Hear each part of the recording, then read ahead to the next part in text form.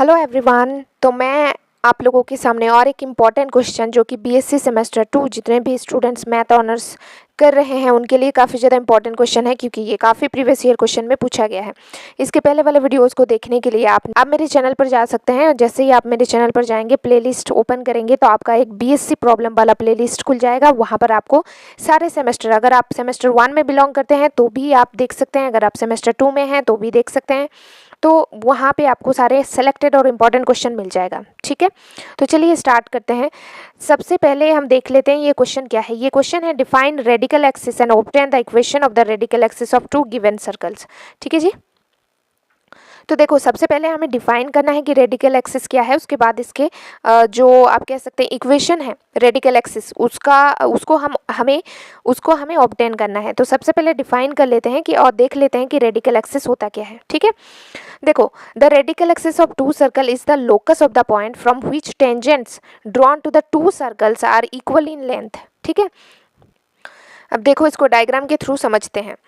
Radical axis हम कब कहते हैं?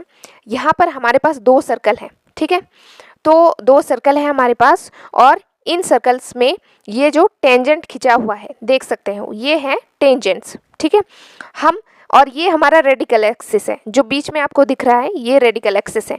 लेकिन इसको हम तभी रेडिकल एक्सिस बोल सकते हैं जब हमारा ये जो लेंथ है, यहाँ पे मैं आपको दिखाती हूँ, ये जो लेंथ है हमारा P से लेकर B तक और P से लेकर A तक, ये अगर बराबर होता है, यानी PA is equal to PB अगर होता है, तभी हम क्या कह सकते हैं कि ये रेडिकल एक्सिस है, अदरवाइज नहीं कह सकते। ठीक है, ये क्राइटेरिया है। आई होप आपको समझ में आ गया होगा।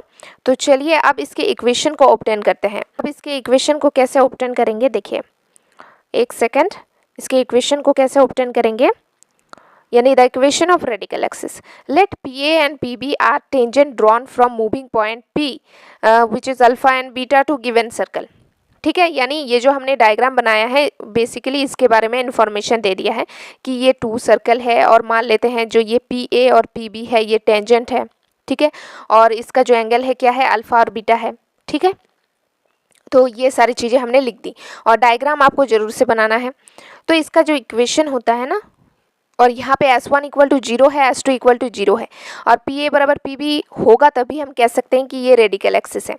तो S1 का जो इक्वेशन होगा क्या होगा, x square plus y square plus 2g1x plus 2f1y plus c1 equal to 0।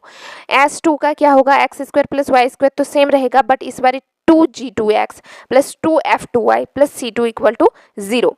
जैसे कि हमें डेफिनेशन से पता है रेडिकल एक्सिस की, क्या पता है, respectively PA equal to PB यानी लेंथ ऑफ टेंजेंट बराबर होना चाहिए, ये हमें डेफिनेशन से पता है। तो अगर PA इक्वल टू PB बराबर है तो हम क्या कह सकते हैं, हम सबसे पहले तो देखो अब हम क्या करेंगे, बेसिकली ये जो है हमारे पास x और y, इसकी जगह पर हम पुट करेंगे अल्फा और बीटा। ठीक है, तो दोनों और हमने अंडर रूट ले लिया और हमने x और y की जगह पे पुट कर दिया अल्फा। तो एक्स स्क्वायर था alpha square plus beta square plus 2g1x था तो 2g1 अल्फा प्लस 2f1y था तो 2f1 बीटा प्लस c1।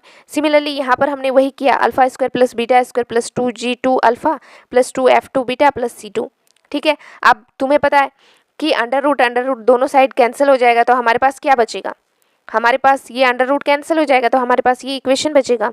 अब ये इक्वेशन हमने लिख दिया। अब इसमें से देखो ये अल्फा स्क्वायर कट जाएगा, बीटा स्क्वायर से कट जाएगा, तो हमारे पास बचेगा क्या, तो हमारे पास क्या बचेगा, देखो 2g1 alpha plus 2f1 beta plus c1, इधर बच जाएगा 2g2 alpha plus 2f2 beta plus c2। ये c2 है। ठीक है, ये c2 है, यहाँ पे ये c2 है। ठीक है, तो ये हमारे पास बच जाएगा। तो हम क्या करेंगे, ये g और ये g एक साइड ले आएंगे तो 2g1 alpha minus 2g2 alpha हो जाएगा। वहाँ से हम 2 को कॉमन ले लेंगे तो हमारे पास क्या बचेगा, g1 माइनस g2 और ये अल्फा भी कॉमन आ जाएगा।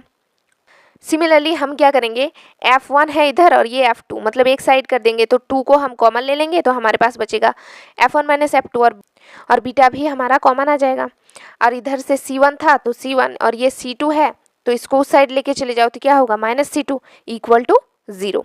ठीक है, तो बेसिकली ये जो हमारे पास निकल के आया ना, hence this is the required equation of radical axis. This ठीक है, आई होप आपको समझ में आया होगा। तो इस क्वेश्चन को जरूर से आप तैयार कर लीजिए, ये काफ़ी ज़्यादा इंपॉर्टेंट क्वेश्चन है। Thank you for watching this video.